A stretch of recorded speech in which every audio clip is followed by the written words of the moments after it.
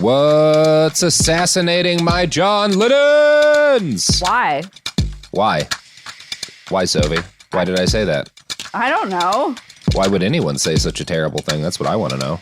Robert, I'm simply asking you why you would start, why? I don't know. Nobody knows, Sophie. That's the most important thing, is that no one knows why things happen. Where they happen. I disagree. Or who they happen to. But this is Behind the Bastards podcast. Bad people. Tell you all about them. And normally, this is a podcast where I read a story about a bad person to somebody who's coming in cold. But today, I am the person who is chilly, who is coming in frigid, frost on my shoulders, as I talk to my good buddy, Chris. Chris, how are you doing? Doing okay. It is thundering incredibly ominously, which I feel like is a good vibe for the story. Yes. Ominous thunder, nothing better. Turn up your mic pickup. Let's get some of that on the line. Yeah. It's like I can feel stuff shaking a little bit. It is a pretty impressive thunder round. Yeah. That's good. How are you? What are we today? What are we talking about? Who are we? Where are we? Robert, we were told that after the war, the Nazis vanished without a trace. But battalions that is what of I know about fascists Nazis, that they went away forever after the war. Still dream of a master race. The history books, they tell us of their defeat in 45. But Robert, why did they all come out of the woodwork on the day the Nazi died? Now, okay, I've done my obligatory Chumbawamba, and so now I can answer this actual question. You did. That was a good Chumbawamba. I liked it. Thanks, Chris. I'm gonna have to wumba some chumbas later on here, but I'll let that be something that we build to. The funny thing is, my favorite version of that song actually isn't the Chumbawamba version. It's the Stockholm's Women's Anti-Fascist Choir did a version of it that rules. Very good. Oh, that does sound nice. Yes, it was very exciting. And the other thing that's exciting is that the answer to that question is that it turns out after the day the Nazi died, the Nazis came out of the woodwork and they all joined the World Anti-Communist League. And that is there we go. There we go. This is the subject of today's story. Yeah. These guys, bunch of real freaks and weirdos. Now, excellent. Somewhat weirdly, for a story that is about a lot of Nazis, we're actually not starting in Germany. The actual story that's here. Fair. Yeah, well, I mean, one of the sort of consistent themes of this entire episode is stuff happening around the orbit of the Soviet Union. And so I guess you could technically start the story in Ukraine, but I didn't do that. And instead, I'm starting it in China in the year 1923. And this is a year in which the Soviets are going to create a monster that will haunt them until the day the USSR collapses. And that monster is called the KMT, or the Chinese Nationalist Party. Mm. Now, okay, people who know the history of this are going to be like, Chris, have you lost your mind? What do you mean the Soviets created the KMT? And the answer is yes, I have lost my mind, but it is for reasons that are completely unrelated to this. It's for reasons that are related to the Daily Show we all agreed to do. Yeah, and also this episode. But yes, the Daily Show. What a good idea that was. I what genuinely a good ass idea. Love it. Cannot believe I was sober while I agreed to that. Incredible, genuinely baffling decisions. Yeah. I'm very happy we got multiple other people brought on to deal with that problem we created for ourselves. Now than it was. I was going to say, Robert and I were not sober when we agreed to that deal. Oh, I mean, that explains a lot. I was sober last in 2009. So anyway, maybe 2010. Okay. Yeah, that's pretty recent. So we've actually talked about this period all the way back in the episode about the Chinese warlord period that I did. So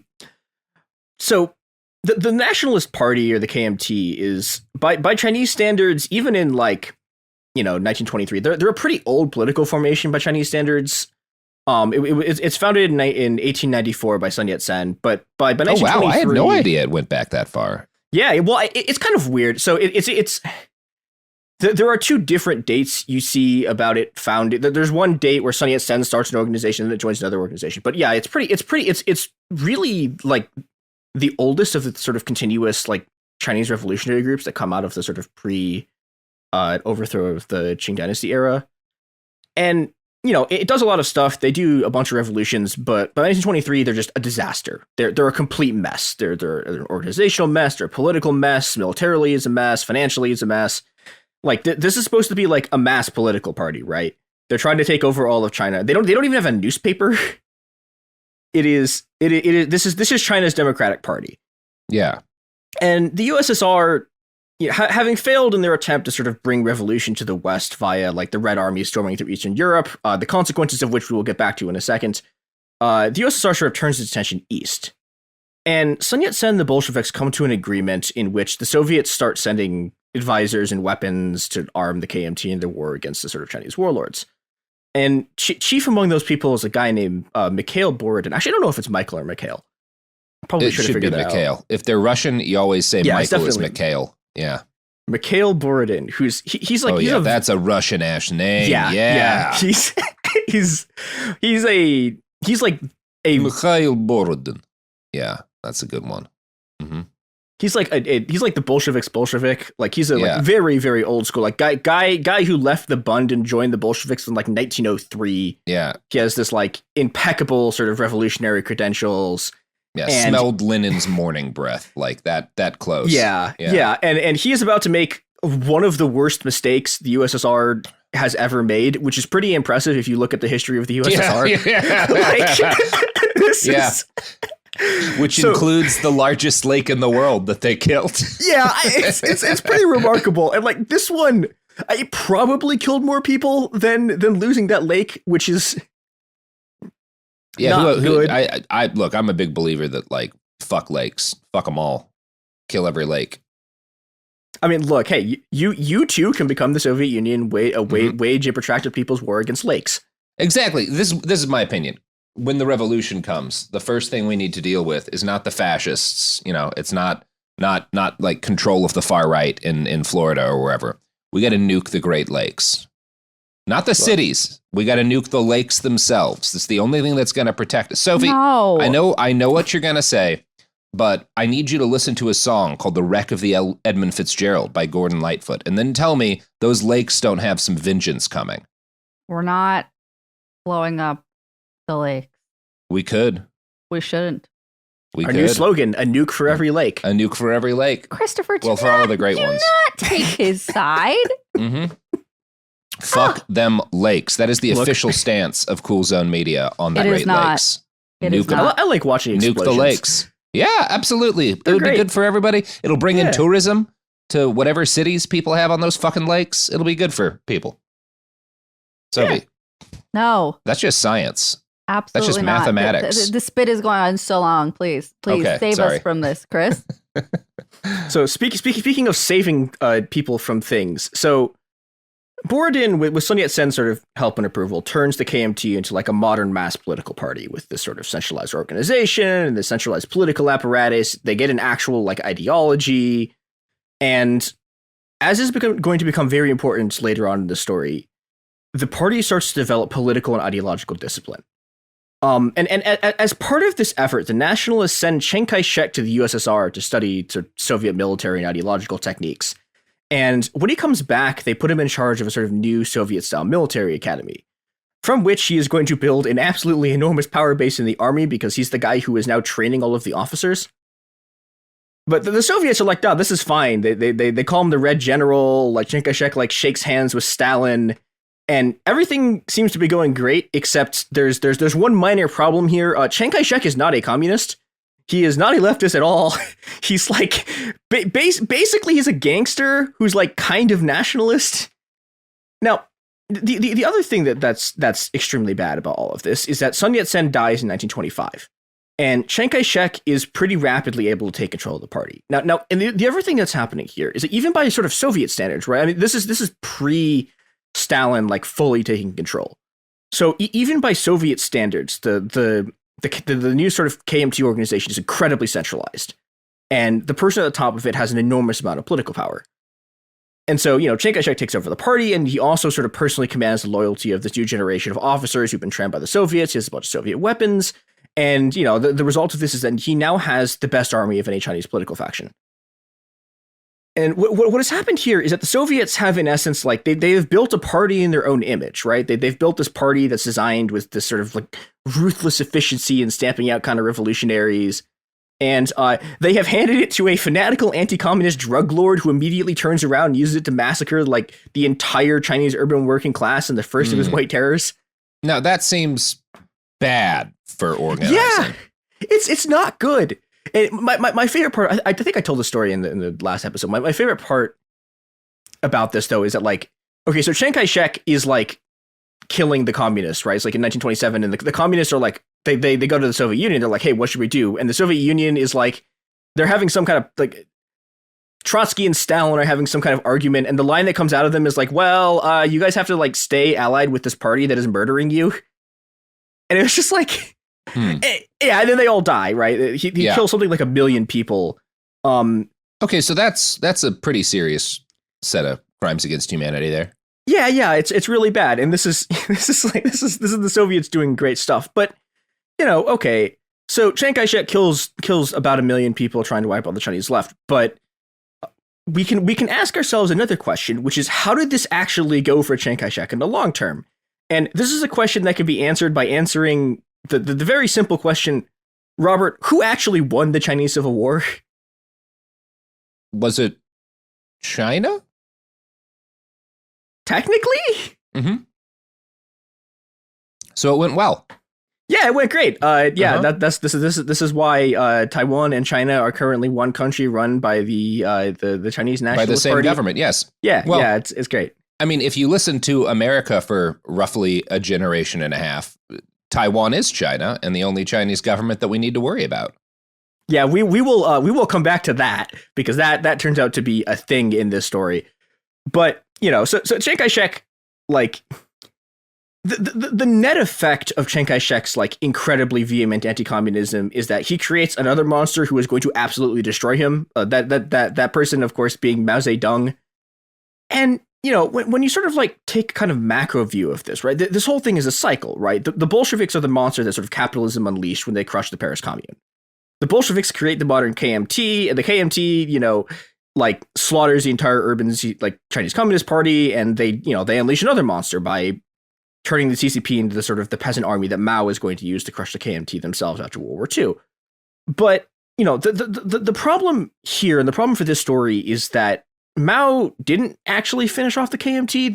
They retreat to Taiwan after losing the Civil War.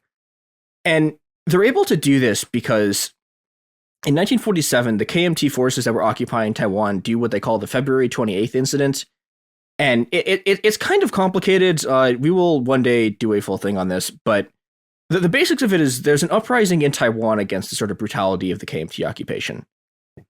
And the KMT kills something like 20,000 people in a week. And this is like, this is a genuine horror, right? Like they're beheading students. That is a lot of people to kill in a week. Yeah, I think I could kill maybe 5,000 people in a week. Yeah, I mean, you have with to the be, resources we have here at Cool Zone Media. Yeah, tops 5,000. I think you can do 5,000. I think if we pull everyone else together, we can get that number up to maybe 7. Yeah, we have a lot of staff now. Yeah, we do have a lot of staff now. Sophie, can we get some of the numbers people to just run that by, so we have some options on the table? Sure, Robert. Okay, thank you, Sophie. Yeah, so the KMT is like they're like cutting parts of people's faces off and like taking them. It's really bad. Right? This is basically like the foundational like crime of modern Taiwanese political history, and there's like a huge portion of like all of the politics that are going to happen in Taiwan from then until like now are in large part because of this. And if you read books about Chiang Kai-shek, like, well, the books that are not about Chiang Kai-shek, but where like Chiang Kai-shek shows up for some reason, this is like the crime that they always talk about. And, it is really bad. But the thing you have to understand about Chiang Kai-shek is that like, this is probably not even in his top 10 war crimes. Like, this is a man who once killed 400,000 civilians by blowing up a single dam.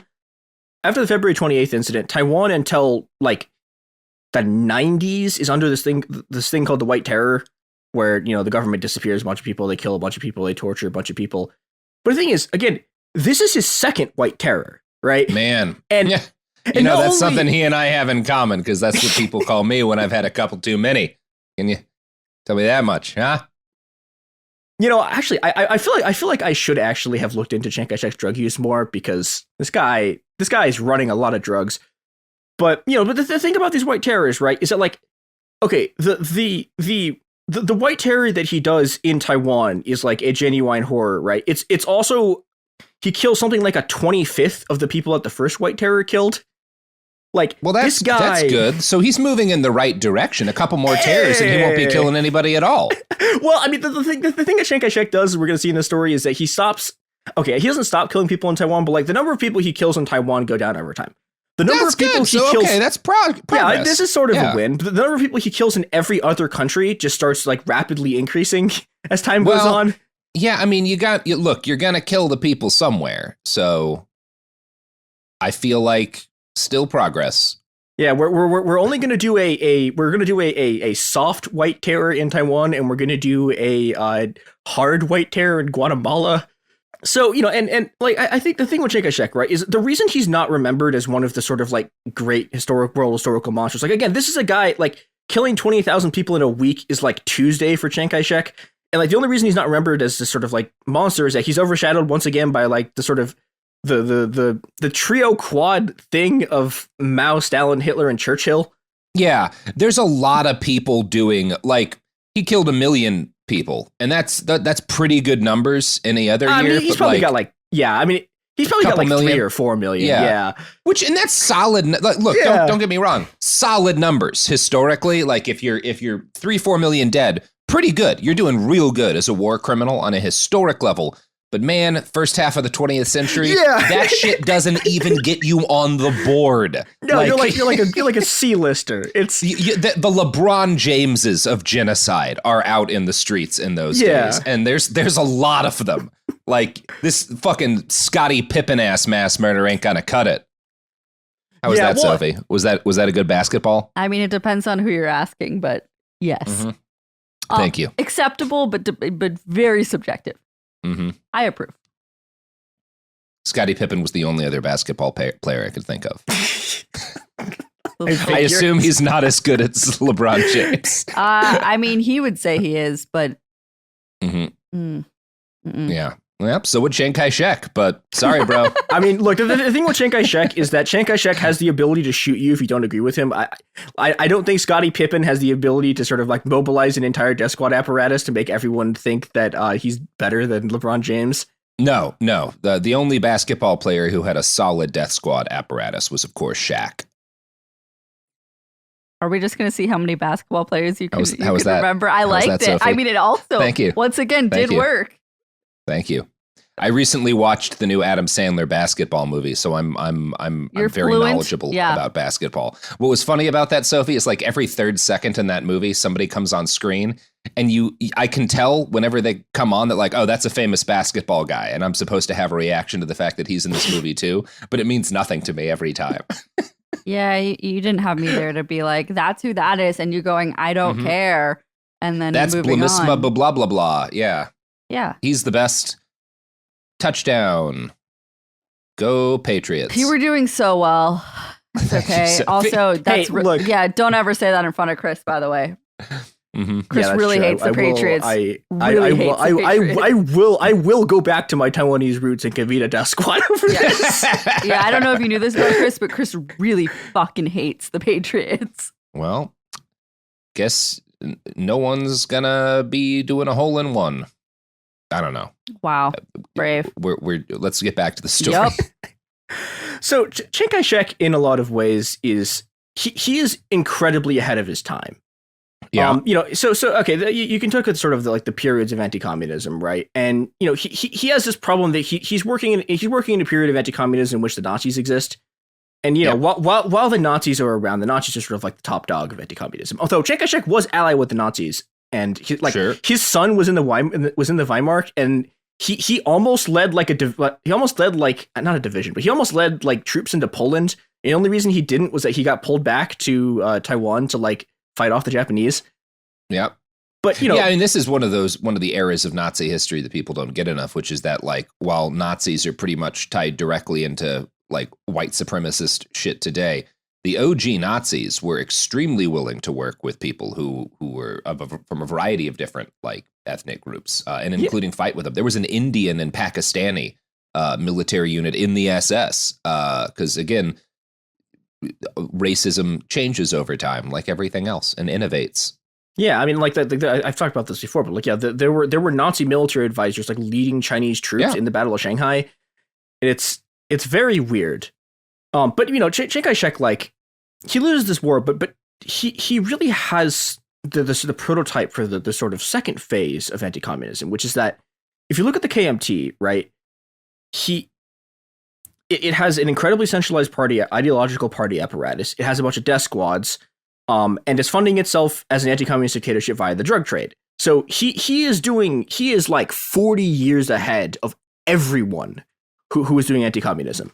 And so two of the two journalists whose book I'm going to be using for a lot of this, Scott and John Lee Anderson, they're two journalists who grew up in Taiwan under the military dictatorship. And they call this model of anti-communist party the Death Squad Party for reasons that we will see shortly. And yeah, they are going to spend a lot of time exporting this to other places. Now, what's sort of interesting is that Chiang Kai-shek was like hated by like every American officer who had to interact with him during World War II, which like, no shit. Like, yeah, me too, buddy. I also hate this guy, but I'm admittedly biased because his government tried to publicly execute one of my great uncles. Okay, well, what was your great uncle doing though? How was he dressed? He was dressed pretty well. There's a long story. There's a long story about what exactly happened there, and he did in fact survive. That's However, good. I'm still holding it against him for trying to publicly execute him. Yeah. Yeah, but you know, it's weird. So while the Civil War is going on and during World War II, everyone hates him. But the moment he loses the Civil War, he becomes the cause célèbre of what's called the China lobby in the U.S., who are these like hardline anti-communists whose things that they want to like help Chiang Kai-shek in his just incredible delusion that one day he's going to like invade China again and retake the homeland. The government in Taiwan made my mom, who was like 5, sing songs about how they were going to reclaim the motherland one day. It was just good. Yeah, this place is like it is a just sort of incredibly neurotic, like sort of totalitarian military dictatorship. Yeah, I mean, first off, squad goals. But yeah, that sounds like it could be a problem to live under. Yeah, but you know, and of course, but like the people who backed him, of course, are the best and brightest of the people in American politics. You have Douglas MacArthur. Oh yeah, he's a good one, right? This is fresh after he attempted to start a nuclear war in order to distract from the fact that he had completely fucked the war in Korea. Yep. There's another very famous person you probably know, Joseph McCarthy, better known for other works. Yeah. Oh God. Of course. Yeah. Joe McCarthy, Slick Joe, known for great guy. Nothing bad. Yeah. Yeah. Great. And so the KMT and their American allies start like looking for other sort of like fanatical anti-communists to like enlist to their cause. And this search eventually leads them to the formation of the World Anti-Communist League. One of the people who they find is Park Chung-hee, who's he's the second military dictator of South Korea. And I keep saying we're going to do an episode about him one day, and I promise we will. But there's weird... so much wild ass, especially in this period Korean history, that people in the United States don't know fuck all about. It's really good, good shit. This guy, like, this is a guy who, so he fought for the Japanese in World War II. And okay, so like there are a lot of Japanese people who were forced, who like conscripted into fighting the Japanese army. Sure, it was a military dictatorship. Yeah, that's the way it goes. Park Chung-hee is not one of those guys. He fought for the Japanese Empire because he loved from pure ideology. He was like, he looked at the Japanese Empire and was like, oh shit, I love this.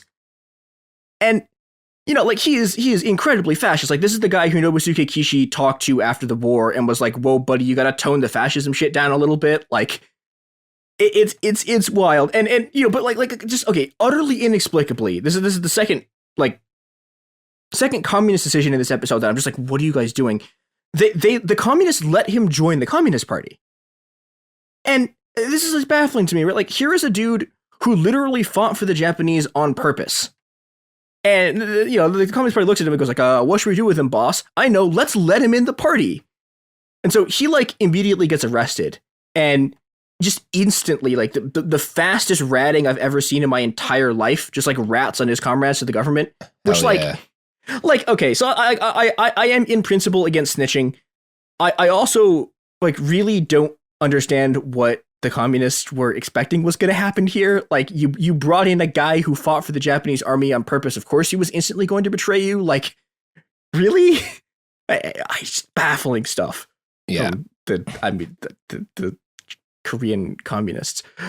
But so in 1961, he coups the government, and he's the guy who like really fully brings Korea on board with this whole sort of like World Anti-Communist League thing. He starts sending like generals and like KCIA guys to the league. The Moonies are also a big part of this. I'm not going to talk about them here because we have talked about the Moonies a lot. Yeah, go listen to a lot and then make your own electronically fired blunderbuss. That's the official stance of this show. I they deserve it.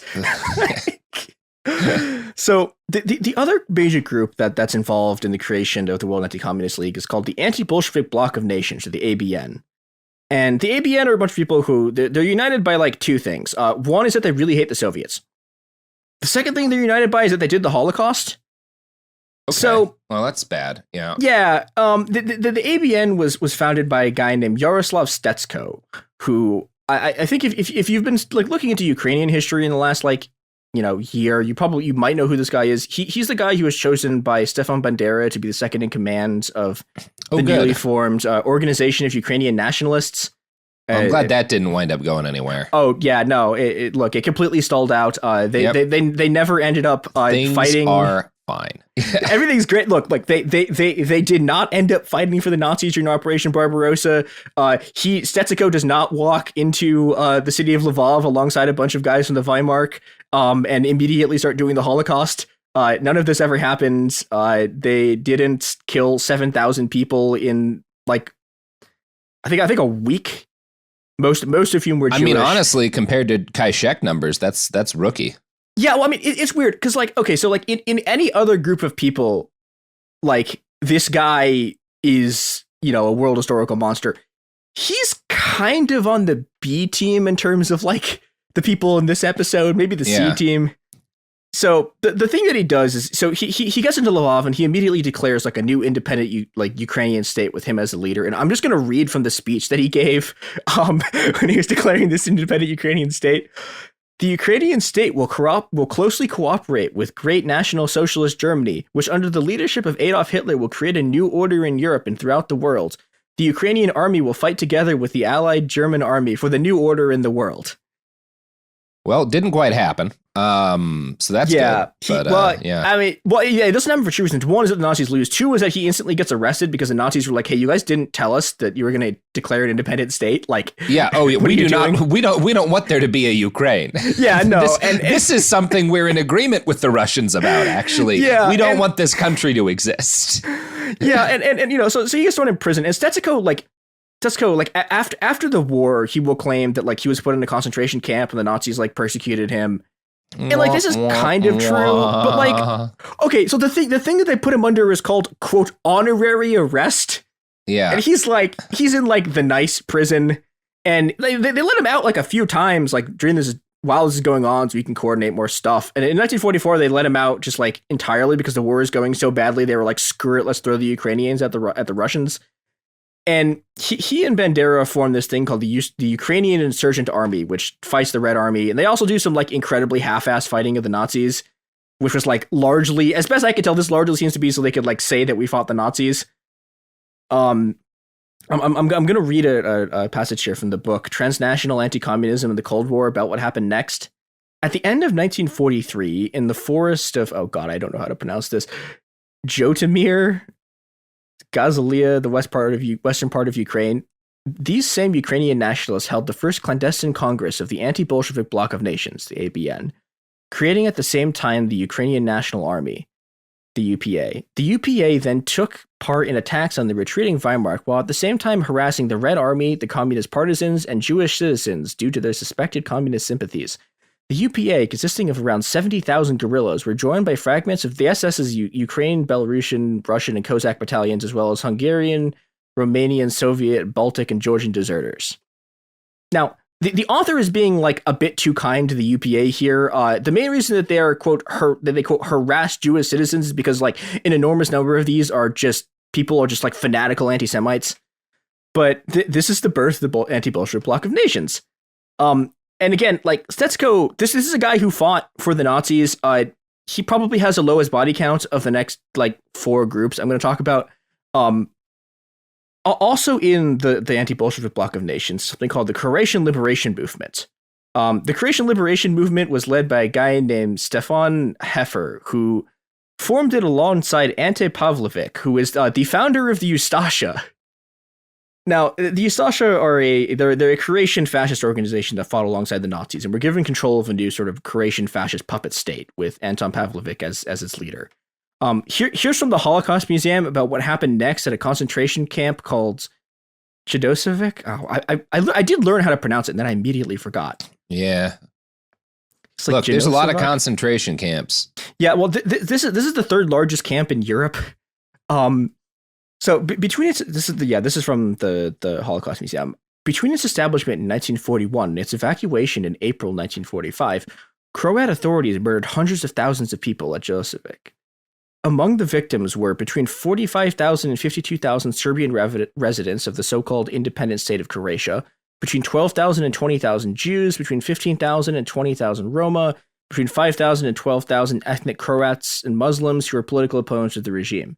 The Croat authorities murdered between 320,000 and 340,000 ethnic Serb residents of Croatia and Bosnia during the period of Ustasha rule. More than 30,000 Croatian Jews were killed either in Croatia or at Auschwitz. And to put this into perspective, that is over 75% of like all Croatian Jews who were killed by the Ustasha during the Holocaust. And the thing about this camp is that, like, unlike the rest of the concentration camps in Europe, they don't have gas chambers. They are doing all of these killings by hand. And it's not just that they're doing this by hand. I'm going to read this a thing from the Jerusalem Yeah, I mean, Post. that's the fucking Ustasha. Yeah. Yeah, the late Jasa Alemani, who served as president of the Belgrade Jewish community, described Jasevic as barbaric, saying that the murders were predominantly carried out manually. Very seldom did they use bullets, he said, because they believed the victims didn't merit it. Almuni described some of the Ustashi's methods, which included cutting the eyes out of their victims and slitting their throats, throwing live prisoners into brick furnaces, and poisoning children. And, you know, you've talked a lot on this show about how the Nazis like were trying to execute Jews by firing squad, and they couldn't psychologically handle it, and that's why they moved the gas chambers. The Ustashi can do this. Yeah, like they keep doing this through the entire war. Yeah, there's one of the many stories about the Holocaust that isn't told enough is that like the actual German SS were not nearly the most brutal war criminals on the Nazi side.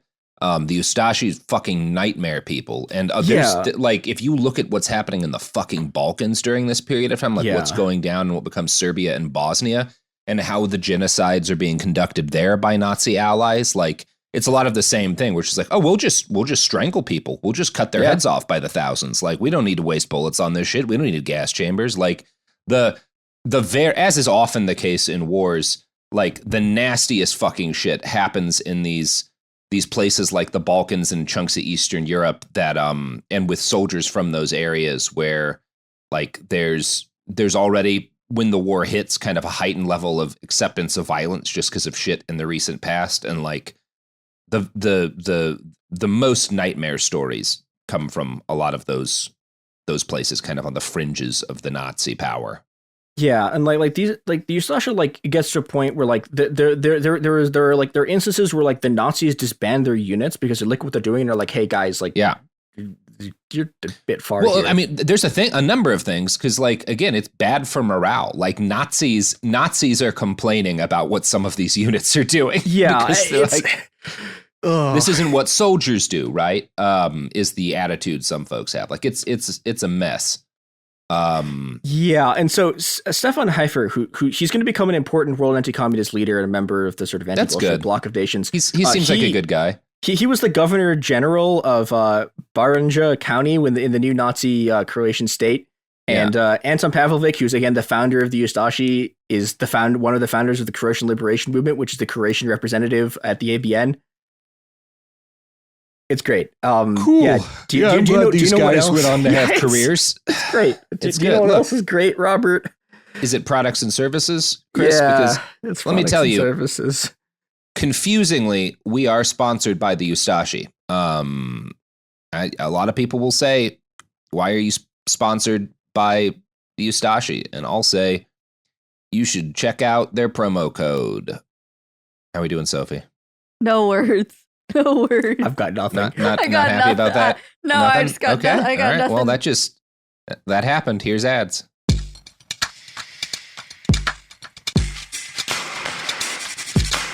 Oh, yes.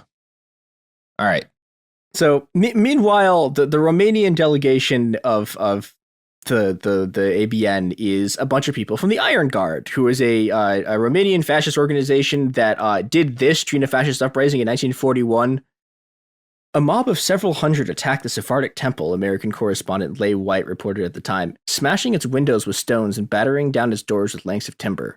All objects of ritual prayer books, shawls, Talmuds, Torahs, altar benches, and tapestries were carried outside and piled into a heap, which is soaked in gasoline and set afire. A number of Jewish pedestrians were herded together and forced to dance in a circle around the bonfire. When they dropped in exhaustion, they were doused in gasoline and burned alive. And I cut that description off. It gets way worse after that. If doused in gasoline and burned alive is like that's the start the mild of the ramp stuff. up. Yeah, it's that's before we really put our foot on the gas. It gets like they are. All I will say about that is they are incredibly specific in how they use their anti-Semitism to kill people. It's like it's stuff you couldn't write a serial killer doing because. Yeah, and this is the Romanian delegation to the ABN. Belarus's delegation is called the Belarusian Liberation Movement. Its representative is a guy named Dmitry Kazmovich, who was appointed by the Nazis as the chief of police of Smolensk, where he exterminated Jews and communists. Smolensk. Yeah. And he also joined an SS commando unit to fight the Soviets and was eventually smuggled out of a refugee camp by British intelligence and worked for the American army. Oh, good. It's great. And yeah, he founded this entire thing as a way to spy on the Soviets for the US. And at this point, we should mention that like this entire like just literal group of people who did the Holocaust is funded by both the US and the UK. The ABN is like all over American politics. Like they successfully lobbied the US into doing this thing that like I'm pretty sure by the time this comes out, Biden will have also done his version of it, which is called a Captive Nation Week. Which is like all presidents still do this to this day. It's supposed to be this thing that like honors nations held captive by authoritarian governments. Oh, and that's nice. It's the political equivalent of the like slapping a drowning hand meme. There you go, Kurds. Well, and I also like I really want to like just take a moment to appreciate that the United States government, which is a state that literally holds hundreds of indigenous nations captive and occupies their land, declares Captive Nations Week since the 1600s. That doesn't sound like the America I learned about in Texas. Yeah, no. And again, like they do this because some dipshits from the Ustashi told them 70 years ago. Well, I'm glad that our honor of captive nations is the honor of the captive nations of racists in particular. That's good. Yeah, it's also fun because if you look at the declarations of this, the only states that are like ever mentioned are states that can be like somehow vaguely tied to communism. So like, they'll talk about like we need to free the people of Cuba. I bet these guys had a fucking hard on for Rhodesia. Oh yeah. And like even Biden released like his statement last year. It talks about like Nicaragua, it talks about like Cuba. It literally no mention whatsoever of Saudi Arabia, which again in my lifetime has invaded at least 2, possibly 3 countries on top of just being Saudi Arabia. Saudi Arabia that doesn't sound like the country that Joe Biden would fist bump. Come on. No. So the ABN starts working. I am with now imagining Joe Biden fist bumping an Ustashi militant. That's good. Yeah. Reagan got pretty close. Yeah, like Reagan did get close. Reagan did get close. I don't know. Biden's a 50-50 on that shit. The only thing he's consistently good on is hating the British, which I do respect. I do respect that about him. This. So the ABN starts talking with Chiang Kai-shek through a bunch of contacts, and they help train Taiwan's secret police, and they also help set up Radio Free Asia, which is incredibly fun. Now, contact between the ABN and the Taiwanese government leads to a 1966 meeting of Chiang Kai-shek's Asian People's Anti-Communist League in Seoul, South Korea, with representatives of sort of the whole global anti-communist movement comes together to do something. And 170 representatives from 60 nations show up. And what's interesting about this the interesting thing here is this isn't all fascist. The very first meeting where they're trying to figure out what is going to happen, who's going to be in this, there are social democrats who show up to this. There are regular conservatives, and all of these people immediately get run out. There's this group called the Assembly of Captive European Nations who they're not great people, but they also didn't literally actually can't verify they didn't literally do the Holocaust, but they aren't literally the leaders of the Ustashi, and they try to become not literally running a group so bad that the SS was occasionally oh guys, might need to pump them brakes. The bar for anti-communism is the bar of how bad you have to be for the anti-communists not to accept you is really, really, really low. And these people keep tripping over it, and and these guys are I cannot emphasize enough that the dudes we're talking about are quite literally people that Heinrich Himmler would read reports about what they were doing and need to have a stiff drink. It's and these guys, so the sort of moderates try to become the delegations from Eastern Europe, and the ABN just runs them out because the ABN's already tight with the Taiwanese, and the Taiwanese are one of the major sort of power blocks here.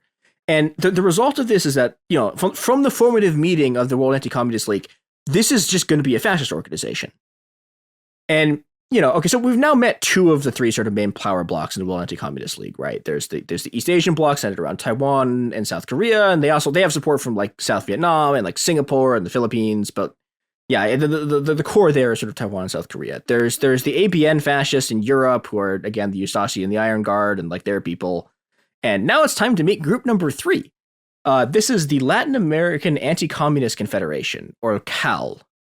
CAL is originally a front group for a group called Los Tecos, who are a fascist death squad from the Autonomous University of Guadalajara. Oh, Mexican fascists. Oh, yeah. Well, these guys are great. So the modern iteration of Tecos was founded by a guy named Carlos Cuestra Gallardo, who is a Mexican Nazi who was doing something in Berlin during World War II. We don't know what. There are various rumors, some of them including him being part of the group who decides on the final solution. We don't know. There's rumors he was Hitler's secretary. It's very unclear. He's doing something to support the Nazis. Hitler. He's woke Hitler, hiring people from all backgrounds. Well, look, if these guys are stand and integration focused king. Yeah. All you have to do is be so unfathomably anti-Semitic that even the other anti-Semites eventually are you guys are too much. You can't say this out loud. And so he survives the war, and he goes back to Mexico to help establish this network of fascist Mexican priests who hide people from the Iron Guard and other fascist collaborators. And these guys are they're breathtakingly anti-Semitic. There's the liberation theology priests, and then there's who they start killing very quickly. Yeah. And these guys are they're convinced that the UN is a Jewish conspiracy. They rave constantly about Marxists, the Zionists, and the Freemasons. And they also think that Vatican II, where the church tacked a bit to the left, is a good enough reason to just literally start killing Catholic priests, even though, again, all of these people are Catholics. A bit to the left, all they did was change the fucking liturgy to be in English. Or not English, but not Latin. And it was and this is all these people just go there's an entire group there's a lot of Francoists who sort of go ape just lose their minds. That is one of my favorite things about Catholicism is when you get these Vatican II conspiracies where the church is literally well, our religion's dying because nobody understands what the fuck is going on in these services and stuff. Perhaps we could slightly modernize it so that people can understand what's being said. These guys think the Pope is Jewish. They literally think this. It is classic Jewish person, the Pope. Yeah, it's this whole thing. And so the techos are like, they're a death squad, right? They kill people, they kill students. And the League comes to them and are like, hey, you guys are anti-Semites, you guys are death squads. Like, go find other anti-communist death squads in Latin America and recruit them so we can talk to them. And they do. Like, these guys are literally, they're football talent scouts, but for death squads. Well, that's good. I mean, look, you know how I feel about death squads, Chris. If you're not getting the good, like, somewhere out there is the LeBron James of killing a lot of people and pushing their bodies into a crudely dug pit. And if you don't find him, you know, another death squad's going to get him. And then you're not going to win the... Sophie, what is the basketball award for good at basketball? MVP. Yeah, you're not going to win the MVP. So... Yeah, look, you got it. Well, the other thing, again, is this is very important, right? Robert's so proud of himself. You don't... The smirk he's giving is so cool. Thank you, Sophie. It's about time you took an interest in one of my hobbies. I'm learning. It's a real Heisman Trophy day for the Death Squad people. No. Oh, well, okay. I'm going to turn this to a baseball metaphor, which is that, okay, so the other thing that's happening here, right, is that you have to build up your roster, right? And you have to build up your sort of like your minor league system. You have to do this so that you can train other death squads. And these guys are about to become the fucking 90s Mariners of building up death squads. They have a bullpen so deep they can fucking like they can kick out literal Hall of Fame power hitters because they don't need more hitting. They have so many death squads.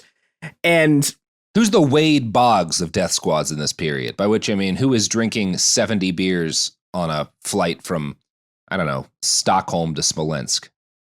Oh, what is this guy named Jomo? Oh God, I can't remember his last name. Yeah. It's that guy who hilariously kind of isn't going to come up in. There's a lot of people who did a lot of assassinations who are in the league who we're not going to talk about because they're like just D-listers.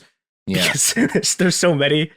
So the thing about the CAL is that they're very quietly one of the most important organizations in the history of the Latin American Cold War, and almost nobody's ever heard of them. But one of the things that they do is in 1973, so these meetings, right? You get a bunch of death squads showing up to it, and you get a bunch of countries like sending their intelligence services to these meetings to go like talk about with other countries, like right-wing anti-communist intelligence services. And in one of these meetings in 1973, the dictatorships of Brazil and Paraguay agreed to exchange information and sort of like coordinate security measures to the CAL. Now, Paraguay at this point is ruled by Alfredo Stroessner, who is one of the World Anti-Communist League's biggest supporters. The man, like this guy, like personally hosts several World Anti-Communist League conferences. He also, like, he sold 8-year-olds into sex slavery. The worst thing that he does is he does this genocide against the indigenous Aceh population. I'm going to read from the Washington Post in 1977. And by the way, when I read this thing, you have to understand this is from 1977. There are like 20 more years of the genocide that are going to happen after this. Quote, 50% of the Aceh population living in Paraguay since in 1968 have since disappeared. Wow. Yeah. That's pretty bad. Yeah. And, you know, where did they go? Well, okay, they got raped, tortured, and murdered by settlers who were doing a genocide to take their land. There are these Aceh hunters whose job is literally to go out and kidnap Aceh people and like force them to live on these like reservations, quote unquote, on their farms. Like they're doing slave raids, they're selling children, they're forcing people into sex slavery. Somebody should stop that. Yeah, like, no one ever does. Somebody should no deal one with ever that. does. Like this goes on for the entire 30 years of like the Stroessner dictatorship. Okay. And now in 1973, Stroessner starts coordinating his police repression with the Brazilian dictatorship through the CAL. The next year, the CAL's coordinating council meets in Rio de Janeiro. The coordinating council has representatives from Argentina, Bolivia, Brazil, Chile, Colombia, El Salvador, Guatemala, Mexico, Paraguay, Uruguay, and also there's a bunch of Cuban exiles. Okay, so you know what are they doing there? This is from the book Predatory States. The purpose of the meeting was to receive information and to exchange experiences concerning communists and pro-communists in order to adapt methods that could be applied throughout the continent. It was important because one of the main resolutions sought to establish a system to exchange confidential information among member nations. Now, people who know your sort of like Cold War Latin American history are starting to perk up right now because if you studied like this stuff, that list sounds really familiar, and it should be. There's a couple of allies thrown into the list, but those are the countries that are involved in Operation Condor. And that meeting of the World Anti-Communist League's Latin American affiliate, the CAL, was one of the first steps towards setting up the Condor system. The next year, there's I guess you call it a more official meeting, but there's a meeting of intelligence services from Argentina, Bolivia, Brazil, Chile, Paraguay, and Uruguay to sort of expand cooperation further. And, this turns into Condor. So, all right, what is Operation Condor? The last two quotes that I sort of pulled are from this book called Predatory States, Operation Condor and Covert War in Latin America. It's a very good book. I recommend people read it. It was written by a Long Island University political science professor named J. Pertice McSherry. And I'm gonna use the intro that she uses to this, which is describing what happened to a guy named Martin Almada, who's the guy who writes the foreword to the book, just to give you a sense of what this stuff actually looks like. In 1974, Martin Almada was dragged out of his house in Paraguay in the middle of the night by our friend Alfredo Stroessner, after which he was tortured for 30 days for, quote, intellectual terrorism. No. And intellectual terrorism, well, so they bring him in and they're trying to figure out what he did, right? And the only thing this guy did was he was a leader in a teachers union, and he was using the teaching methods of Pablo Freire. Mm-hmm. And so for this, they torture him. They force his wife to listen to his screams over the phone for 10 days. And then they told her that he'd been killed, at which point his wife dies from a heart attack. Oh. And yeah. I don't like that. No, I don't like that story. Yeah. I don't like that story at all. And the other thing that's interesting about, okay, so in some sense, right, this is a thing that military dictatorships do. But those wacky military dictatorships, okay. Yeah. Yeah, but normally when you get kidnapped by a dictatorship, right, there's a bunch of soldiers and spooks from your country. Right. When this guy That's gets always captured, been my experience when I've been kidnapped by a military dictatorship. Yeah, Sophie can tell you. It's one it's dictatorship in one country. But when this guy gets kidnapped, there's military attaches from Argentina, from Brazil, from Bolivia, from Chile, and from Uruguay. And eventually, Almada gets released from prison after this giant hunger strike, and there's huge Amnesty International campaign, and he starts trying to figure out what the fuck happened to him. And it turns out that Martin Almada and his wife have become very early victims of Operation Condor. Aw, they're trailblazers. Yeah, and do you know who else were victims of Operation Condor?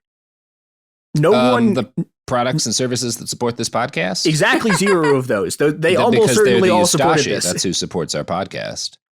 Man, if only the Ustashi had been the target of Operation Condor, we would all live in a better world. No, but instead they're big into the podcast game, and there are major backers of the island where will let you hunt children for sport and for food. Yeah, and for food. It's unethical just to hunt kids for trophies. Gotta cook them. Brisket. Oh God, the one what? was on net. Sophie, that's what the ad. That's the ad. I'm just reading the ad as it was sent to us by the and the Ustashi people. Okay. Is the promo code with how many M's? Good. That's at least 9 M's. Yeah. Okay. Here's the ads.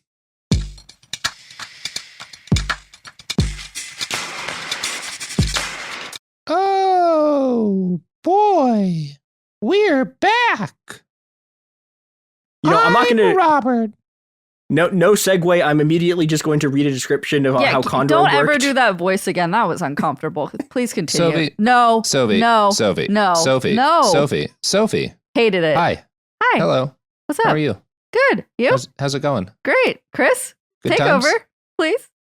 The Condor system consisted of 3 levels. The first was mutual cooperation among military intelligence services to coordinate political surveillance of targeted dissidents and exchange intelligence information. The second was covert action, a form of offensive unconventional warfare in which the role of the predator remains concealed. Multinational Condor squadrons carried out covert cross-border operations to detain, disappear, exiles, and transfer them to their countries of origin where most disappeared permanently. Third and most secret level was Condor's assassination capability, known as Phase 3. Under Phase 3, special teams of assassins from member countries were formed to travel worldwide to eliminate subversive enemies. Phase 3 was aimed at political leaders especially feared for their potential to mobilize willed opinion or organize broad opposition to the military states.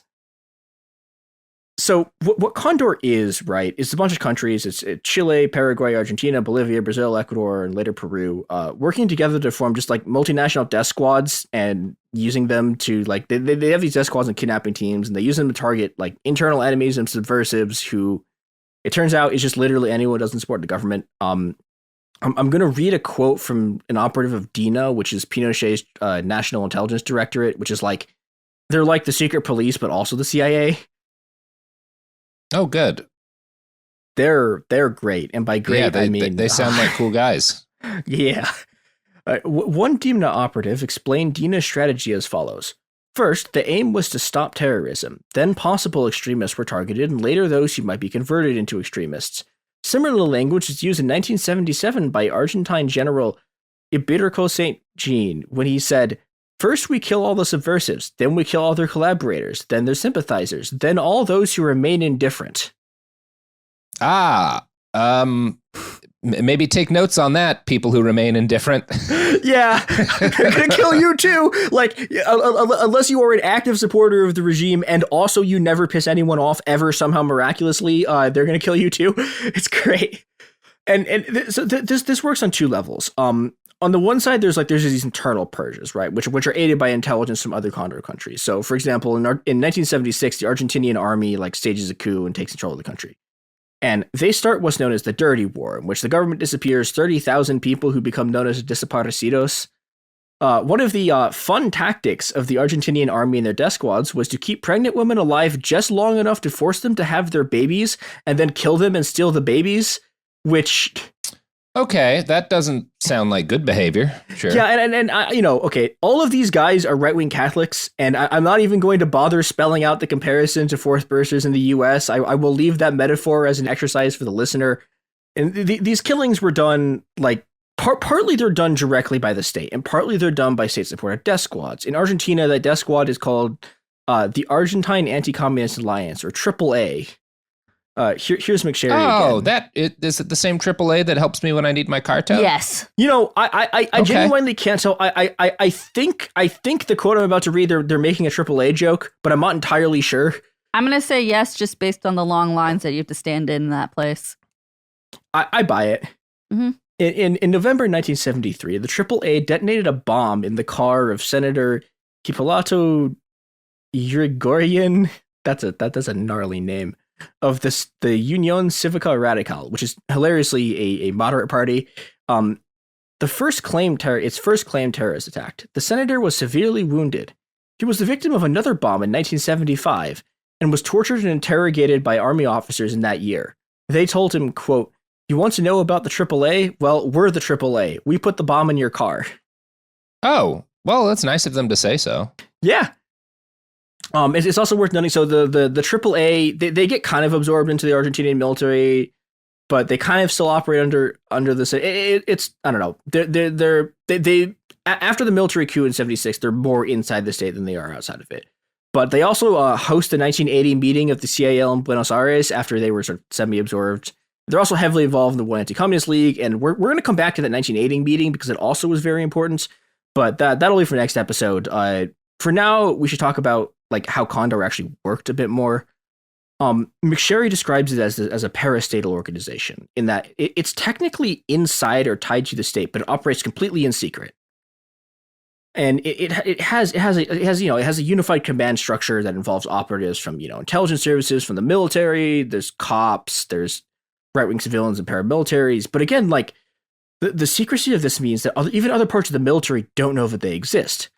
As we've seen with AAA, Condor makes use of paramilitary, sometimes folding them directly in the chain of command. Sometimes they just basically do contract killings out to other fascist paramilitaries. And their whole command structure remains entirely unregistered. It is by its very nature outside of the sort of bounds of the state bureaucracy. Everything is unmarked, untagged, secret, or black ops. Its officers are commissioned literally as special agents. It operates as a sort of a secret parallel state alongside the official state. And I want to pause here for a second to think about the extent to which American and British pop culture is entirely centered around valorizing this stuff. Pop culture is completely obsessed with secret agents. There's 25 Bond movies. There are 5 different Call of Duty Black Ops games, right? Like the last Black Ops game is literally you working for Ronald Reagan to do stuff for the CIA. But it's like, okay, if you think about what this stuff is, right? All of this Black Ops stuff, it's this, you look at the sort of purest expression of it in Latin America. It's literally just this tyrannical parallel state whose job it is to kill subversives. And it's the Death Squad machine. And it's like, this is our entire pop culture is about making everyone think the Death Squad machine is cool. Well, but the Death Squad machine is drunk all the time. And that's pretty neat. Yeah, but here's the thing. I went to university, and I therefore know that you can be drunk all the time without being a Death Squad. No, we had very different college experiences. But that's a story for another day. Am I right? Hey. I mean, admittedly, we are on our like third college paramilitary in this episode, so that's right. That's right. Just like how don't do it, John Sportsman. You were doing basketball. So well. We were so proud of you. Yeah, it was like 4 for 4. Touchback, first down. No.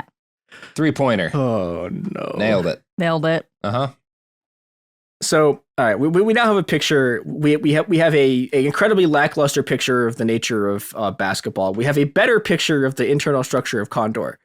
But the thing is, Condor is a multinational operation, and a huge part of it is doing what the modern CIA would call extraordinary renditions. And this means that they're just like kidnapping dissidents who, for example, fled from Chile to Paraguay, and then you bring them back to Chile and then you torture and execute them. And as this program, goes on, they start assassinating people like all over the world. And these people, they're not just getting murdered, right? They're getting horribly tortured. The bodies that people find are like heavily mutilated. They're stab wounds. They're heavily burned. The Argentinian classic is just dropping people, both dead and alive, out of helicopters. And well, at least they're not discriminating between dead or alive. That's true. Everybody gets dropped out of a helicopter. That's equality. Yeah. And and the other thing is, they're not just killing like completely random, like nobody or like incredibly minor activists. They're killing people who are like very high profile and very famous. Like in 1976, they killed the former president of Bolivia, Juan Jose Torres, in Buenos Aires. And one of the favorite tactics that they use for sort of getting away with this stuff is that they'll kill a bunch of people and then blame it on the left murdering each other. But like that's not actually enough to cover up. We killed the president of Bolivia. Well, we killed the president of Italy too, but nobody has a problem with that. We will get to that. Actually, I will mention it and then pointedly not explain it next episode. That's because good. That's good. If you want to learn more about the assassination of the fucking prime minister of Italy, just listen to Alex Jones's show the next time Steve Kucinich is back on, because he's the one who did it. You can hear from an actual. Okay.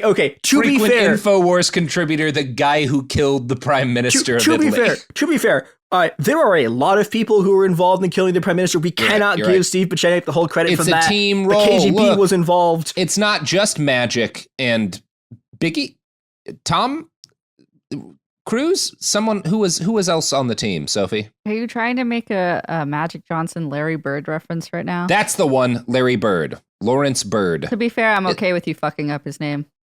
Magic Johnson and Larry Flint. Two heroes. Very okay with you fucking up his name. Go for it. Call him whatever you want. Good. All right. Back to the game. So, okay, it is incredible. Like, it is so obvious that, like, people that like there's something going on here that's assassinating people, that like even journalists are just starting to write articles that are like, yeah, there's probably something going on here.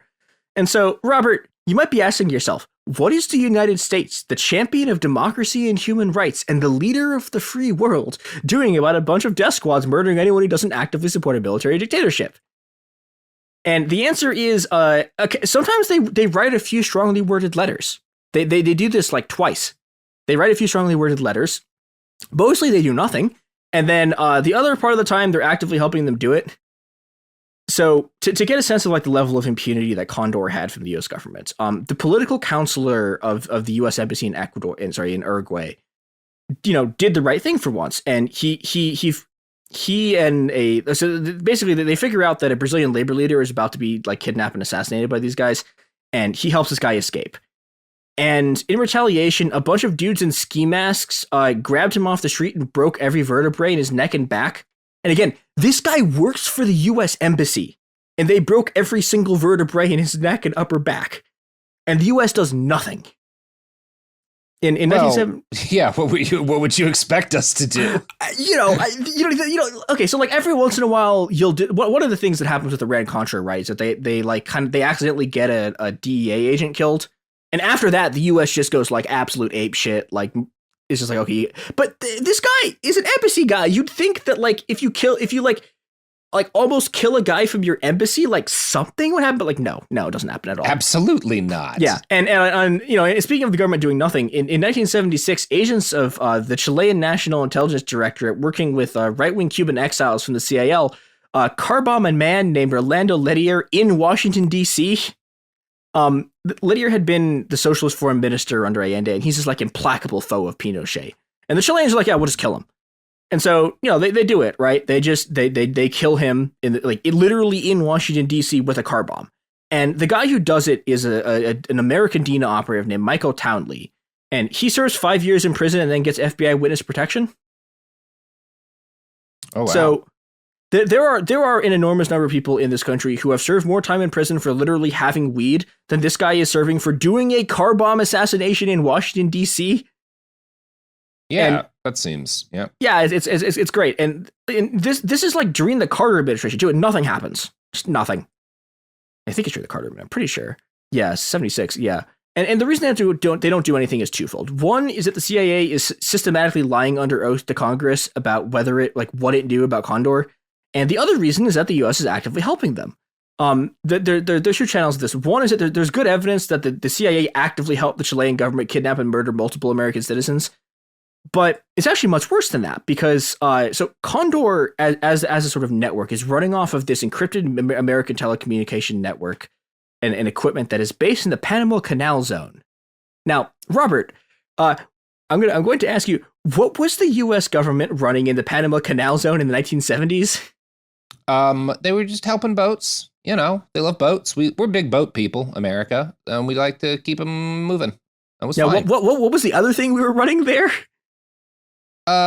Just boats. Just boats. Yeah, just boats. There was a guy named Manuel Noriega who was famous because he was good at boats. Yeah. We also not cocaine. Just boats. We also have a very famous boating school there called the School of the America. It trains Olympic athletes. That's a great place to learn how to boat. If you want to learn how to be on a boat, because it's the school of how to take your boat across the Americas. That's why they call it the School of the Americas. Yeah. All of the Americas is for boats. Yeah. So anyway. So yeah, that's right, baby. It's the School of the Americas. We're doing the School of the Americas again, and it turns out that I'm just gonna read this from Predatory States. As one military graduate of the School of Americas put it, the school was always a front for other special operations, covert operations. So they're using the School of the Americas as cover to run a covert assassination network that's going to kill an incredible number of people, including multiple U.S. citizens, some of whom were killed on American soil. It's great. Yeah, that's like, I don't know what that's like. Something basketball.